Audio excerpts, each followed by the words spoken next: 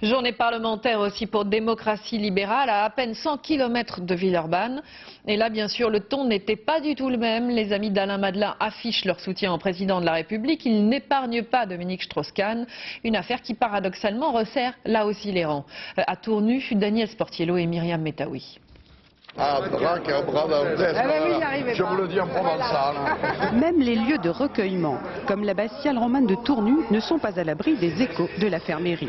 Et les plus chiraciens des libéraux, très réservés sur une candidature d'Alain Madelin à la présidentielle, ont préféré concentrer leur tir sur Dominique Strauss-Kahn plutôt que sur le président de leur parti. Quand monsieur Strauss-Kahn dit gentiment, comme ça, à la radio le matin, je me fous des HLM, quand tout le monde sait qu'il est candidat à la mairie de Paris, il se fout du monde. En fait, on sait très bien qu'il était candidat. Son argumentation ne tient pas.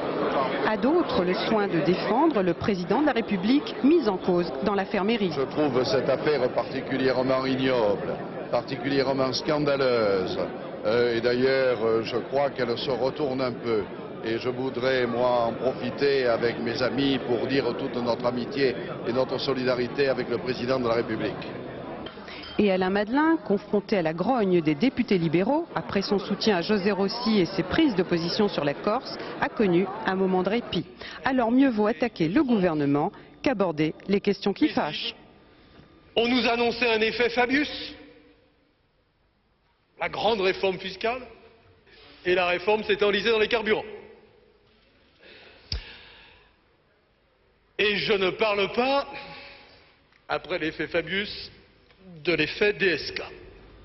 Des tensions internes mises en veilleuse donc chez les libéraux, d'autant que les députés doivent élire leur nouveau président le 3 octobre après la démission de José Rossi.